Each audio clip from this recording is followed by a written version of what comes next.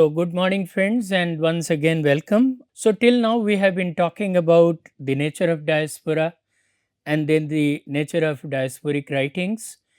If you recall, in the last class, I talked about the characteristic features of diasporic writings. So, in continuation to that, now in this lecture, we are going to talk about diaspora being a global phenomenon. So, before we talk about the literature of Indian diaspora, let's look at the literatures of diaspora in general. So, as I have been telling you right since the beginning, whenever we talk about diaspora, we talk about it with reference to Jewish diaspora, which is considered the classical or the first diaspora. So, Jewish diasporic literature talks about the migration of the Jews to North America, Europe, South America, and Australia, holding connections to Israel, their motherland. And there have been some historical reasons behind that. If you recall, we talked about how the Jews were expelled from or exiled from their own country. So, we'll be talking about the destruction of their first temple that took place in 586 BC. It was the famous temple that was built by their king Solomon in 957 BCE, and it was destroyed in 586 BC by the Babylonians, and the Jews were expelled or exiled from their country, the kingdom of Judah, that ended with that, and they were exiled to Babylonia, where they lived in exile for years, hoping to get back to their country. There was again a rebuilding process that was conducted by their king Herod the Great, who built the second temple after coming back, and but then that was also destroyed in 70 CE by the Romans during the first Jewish Roman war. And as a result, it started or it culminated in temple-less praying for the Jews. So, because of this, they were exiled again and again from their motherland, and they were forced to live in other countries. There is another very important event which is known as Spanish Inquisition. Um, in fact, the Spanish Inquisition was a religious court that was formed in 1478, and the reason behind that was the attempt on the part of the Spanish government to force people to turn to Catholicism. They believed that the religious unity is important if the country has to be strong politically, and as a result, the Jews, the Muslims, they were all forced to convert. But then, even after conversion, they were looked at with some kind of suspicion by the Spanish government, and so they were always forced for confessions, and they were always treated as traitors. And so much so that in 1492 they expelled all the um, non converted or unconverted Jews from Spain, and so they had to live in other parts of the world. In the same connection, and let us believe, friends, and let us go through the historical accounts, and we will find that the Jews as a community have been the most abused, the most cursed, the most traumatized community right since the beginning, as historical accounts point to. So, during 1880s and 1920s, there were pogroms. In fact, there were the violent attacks, and these violent attacks were directed towards the Jews in Russia and Eastern Europe, and as a result they had to leave these places and move to the other part. And again, everybody knows about one of the most bloodiest killings of humans based on their race, which is known as European Holocaust.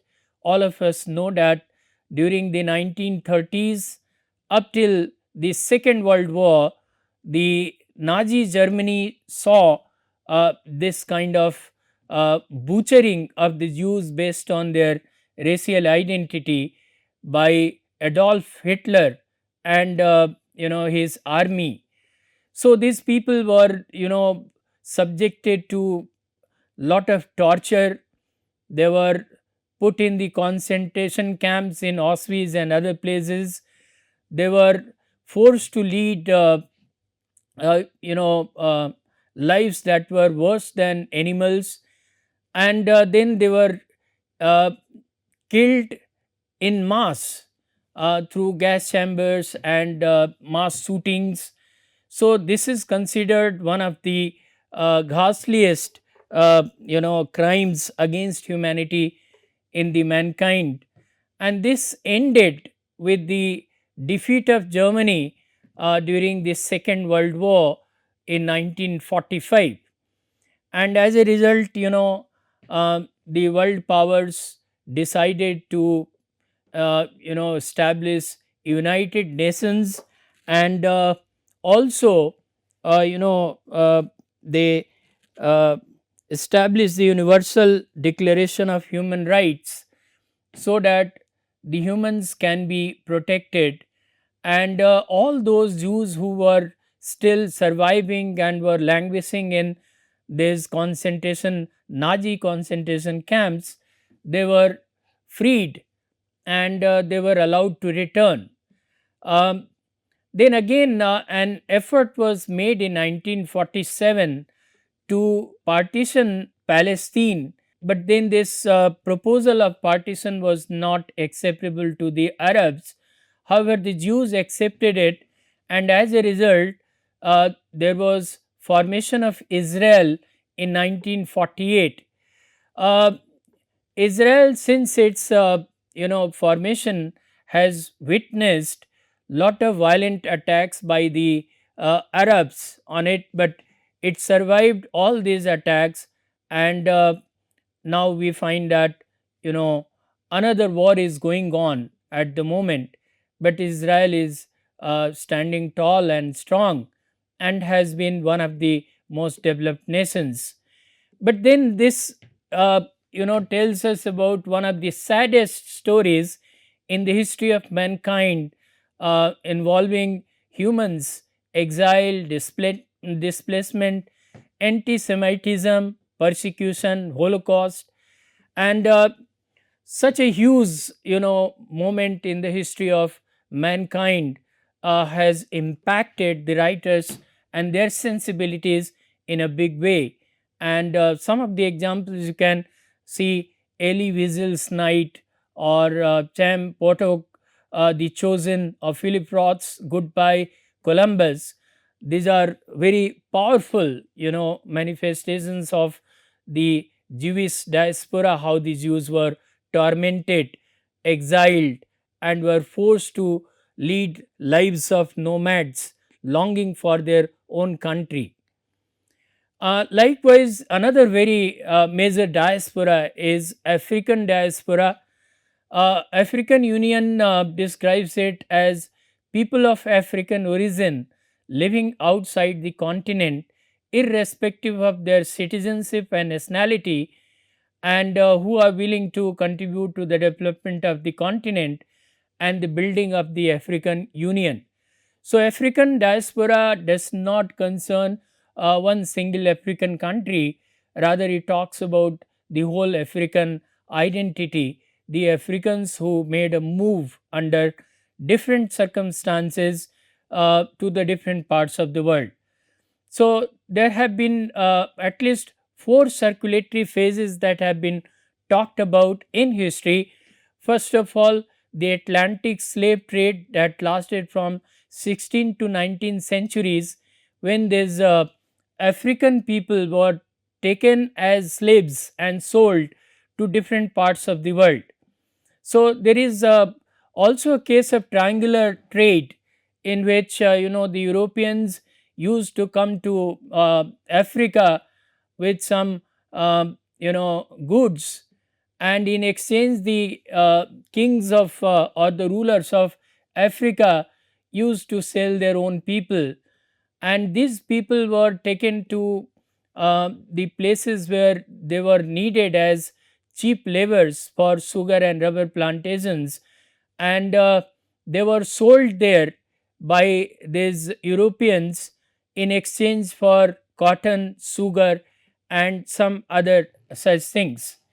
So, this Atlantic slave trade lasted till the evolution of slavery, which happened in 1834 in US, but in other parts like in Brazil it happened in 1888. So, it was not uniform, but yeah, the end of slave trade took place only when slavery was abolished. So, post slavery also during 19th and 20th centuries, these African people did not have all citizenship rights, and as a result were subjected quite easily to trauma, violence, and subjugation and exploitation. As a result, uh, they were fleeing for safety and better life opportunities from one part to another, and they remained mostly on the run. So, and then during the early to mid 20th century, the Great Migration also resulted in huge African diaspora. During this period, we found that the African population, in the US, especially in the South American countries, migrated from South American rural parts to North American urban centers, looking for better life opportunities because of the rise of industries and urbanization. And again, during the late 20th century, also we have seen that Africans are on the move, because they are always looking to better their lives. So, we have lot of narratives of African diaspora that talk about the slavery, colonialism, racial discrimination. For example, one of the most prominent texts is Toni Morrison's Beloved, uh, uh, Chimamanda Ngozi Adichie's Americana, Ya Gyasi's Homecoming. These are some of the cult texts, and if you want to have a deeper understanding of African diaspora, you can refer to these texts. Likewise, South Asian diaspora or Desi diaspora, we call it. This talks about the descendants from India, Pakistan, Bangladesh, Sri Lanka, Nepal, Bhutan, and other places moving to different parts of the world. And we have so many, waves. Uh, so, we know that people from India migrated to other parts of the world in the ancient times, mostly for propagation of their religions or for some political reasons as well, for forming some kind of alliances with them, or for some trade or business. And but during the colonial period, there was a big scale migration of Indian indentured labor to areas like Trinidad, Tobago, Kenya, Uganda, Malaysia, Fiji, Suriname, Mauritius, and many such places. The Indians were taken by their colonial masters, uh, since they were needed to work in their sugar plantations or rubber plantations, or in their infrastructural projects, because abolition of slavery had left them without cheap labor. So, lot of people migrated from this part of the world to the other parts of the world. Then there was partition of India in 1947, and I mean, bigger than Holocaust was this homicide during partition of India, which left some 10 million people dead and many million people displaced due to partition of the country. And then during 1971 Bangladesh war as well, lot of people, migrated because of this civil conflict. uh, and again in Tamil, Tamil uprising in Sri Lanka also resulted in that. So, a lot of people migrated because of the volatile political situations in these countries, and they mostly sought refuge in the European or American countries. And then post war, post Indian independence, we have seen lot of exodus of skilled professionals from India to especially the first world America, like Silicon Valley. There has been an IT boom resulting in lot of technical manpower, you know moving from India to America in search of better living conditions and better professional opportunities. Likewise, we have lot of people migrating to oil rich Middle Eastern countries, where they have found lot of job opportunities. And uh, Indian diaspora, which is now considered one of the biggest diasporas in the world, has proliferated in the last few decades like anything. So, we have lot of works coming from this Indian diaspora that focus on the typical diasporic sensibility and experiences of Indians, like cultural dislocation or generational conflicts or identity conflicts or identity crisis or hybrid identities. Um, we can talk about some of these powerful writings like Salman Rushdie's Midnight Children or Jhumpa Lahiri's Interpreter of Maladies or Mohsin Hamid's The Reluctant Fundamentalists, to name a few. And another very important diaspora is Caribbean diaspora, and we have very powerful writing coming from this Caribbean diaspora. In fact, when we talk about Indian diaspora, the first name that comes to our mind is that of Sir Vidyadhar Naipaul, V.S. Naipaul, and he hails from Trinidad and Tobago. He is, apart from that as well, we have found that descendants from Jamaica, Trinidad, Tobago, Guyana, Haiti, Cuba, Dominican Republic, Barbados, they have migrated to North America, Europe, and other regions uh, for better life opportunities. So, there have been uh, several waves like transatlantic slave trade, which forced migration of Africans to Caribbean islands. As I earlier mentioned, they were taken for forest clearing and for cultivation there as part of the colonial extension project. And then there were indentured laborers, labor from India and China was also taken on to these sugar plantations. Post colonial and economic migrations have also resulted in Caribbean diaspora, in which people have migrated from one part to another for better opportunities.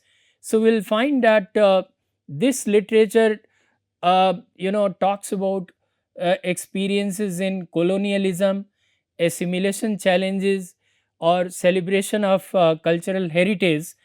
And if I was to name some of the important novels uh, that have centered on Caribbean diaspora, I can mention Kincaid's A Small Place, Carol Phillips' The Final Passes, or Edwidge Danticat, The Dew Breaker. Then we also had Middle Eastern diaspora literature, which encompasses writers from Iran, Iraq, Lebanon, Palestine.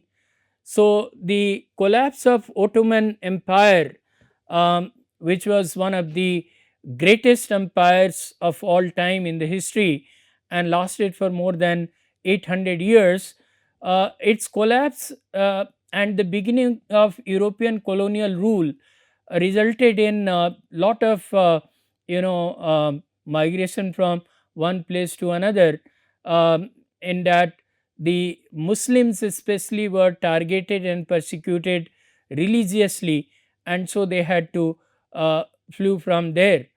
Creation of Israel in 1948 and displacement of Palestinians also resulted in this kind of diaspora. Lebanese civil war and Iranian revolution, they also contributed lot of refugee population to other parts of the world. And economic upheavals with oil rich Gulf states like Saudi Arabia, UAE, Kuwait, Qatar, Bahrain, they also resulted in mass migrations from the other parts. And then there were refugees of Iraq war or Syrian civil war or Arab Spring or Israel Gaza war, which is still going on. So a lot of people have been displaced due to these violent political conflicts in the region, resulting in Middle Eastern diasporic literature, which is again permeated by a sense of exile, political upheaval, search for belonging, or cultural, religious differences, etc. They find very strong, you know, expression in works like The Kite Runner by Khalid Hosseini, or Nasrallah's Time of White Horses, or Nai's Habibi. So you can probably go through some of these works if you want to have an in-depth understanding of Middle Eastern diaspora literature. Then there has been Chinese diaspora literature also, which is quite rich, because the Chinese people have migrated to Southeast Asia, North America, Europe, Australia, and New Zealand. And like India, the Chinese diaspora will also be found around the world. So they have a significant global presence. So the earliest is when the Chinese merchants, migrated to Southeast Asia like Malaysia, Thailand, Indonesia, Vietnam, and after gaining lot of success in their trade ventures, they settled there, and later on they took citizenship and settled permanently. During the Opium Wars, two such wars took place when European powers, clashed with China, and China was defeated and was forced to concede many of its territories and ports to these European countries that traded opium freely. And two such wars took place. The first Opium War of 1839 lasted till 1842.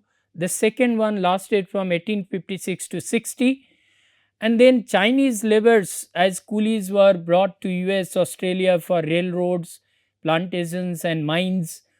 So, China was also grappling with poverty and unemployment, and as a result, lot of Chinese people were, taken offshore for working, and that resulted in sizable Chinese diaspora. During the World War II and Chinese Civil War, which lasted 1947 to 1949, when there was a clash between the communists and the Chinese government, supported by the US, and with the communists taking stronghold in China, the people, the people who had loyalty towards the earlier government uh, flew from China because they feared persecution. So that also resulted in lot of Chinese population, migrating to other parts of the world. The communist revolution of 1949, as I said, that resulted in mass migration, and millions of people flew from uh, China to Taiwan, Hong Kong, and to the West. And so much so that in Taiwan they formed their own government. And still we find that uh, there is tension between China and Taiwan, and this has a historical background since then. And like the Indian migration, uh, labor migration of China's Belt and Road Initiatives um, continues to be there. And Chinese people also, like Indians, go around the world for better job opportunities, seeking white collar jobs or better living opportunities in other countries.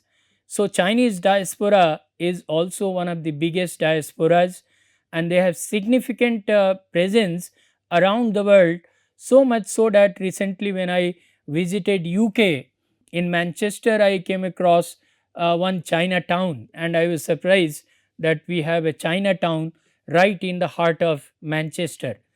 So, like other literatures, the Chinese diasporic literature also talks about some of the typical experiences of the diasporic community. It talks about dual identities, racial discrimination, migration, gender, trauma, exile, stereotyping, etc.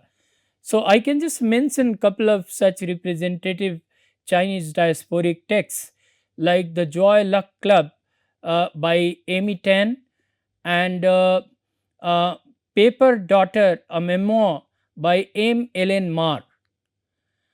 We also have a sizable Filipino diaspora.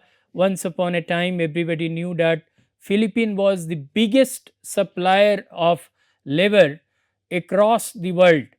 So, lot of Filipino people migrated to California, Hawaii, Middle East, Southeast Asia, East Asia, Sydney, Melbourne, entire Australia. There have been some historical waves like Spanish colonization from 1565 to 1898, that left the Filipinos with little or nothing by way of possessions, and as a result they were forced to leave their own country. And so they traveled far, seeking job and better life opportunities. With American colonization, students, pensionados to America, or farm workers, cicadas to Hawaii, California, and Alaska, these people migrated to America and contributed significantly there.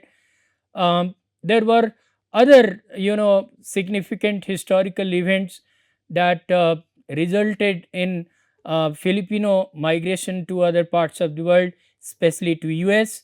Um, and so we have lot of Filipino workers moving to Middle East, Asia, Europe, North America, and this is again a very rich diaspora, and it finds its voice in works like El Estado by Shizuko. Bulosan's America is in the heart of personal history, or Castillo's America is not the heart. So, Filipino diaspora literature is also very rich. Latin American diasporic literature is again very rich, and we find that people from Latin American countries that are considered a little less developed compared to North America, they migrated to North America, to other parts of Europe, and there have been several historical waves again during 1950s to 1980s. the military dictatorship, in Chile, in Argentina, in Brazil, in Cuba, resulted in persecution of masses and their exploitation and torture. And as a result, lot of people migrated from these countries to North America. Then again, the Guatemalan Civil War from 1960 to 1996, one of the biggest civil wars in the history of mankind, resulted in mass movement of people fearing political persecution, or facing volatile economic conditions. And then again, drug related violence in Mexico and Colombia have also significantly contributed to Latin American diaspora. And then there have been lot of internal migrations from one part to another for economic reasons. So there are themes like bicultural identities, or existential problems like neither from here nor there, the permanent sense of deracination or displacement, generational conflict. They have found very strong expression in works like Isabel Allende's The House of Spirits, or Sandra Cisnero, The House on Mango Street, or Julia Alvarez, How the Garcia Girls Lost Their Accents. So, friends, these are some of the leading diasporic literatures of the world, and I thought that you will find them very interesting. And you also need to know that diaspora is not typical of India alone, it is something which is global, because we have always seen that there have been mass movements of populations for different reasons from one part to another, resulting in a very rich oeuvre of diasporic experience and literature. So, thank you very much. We will again meet in the next class. Thank you very much.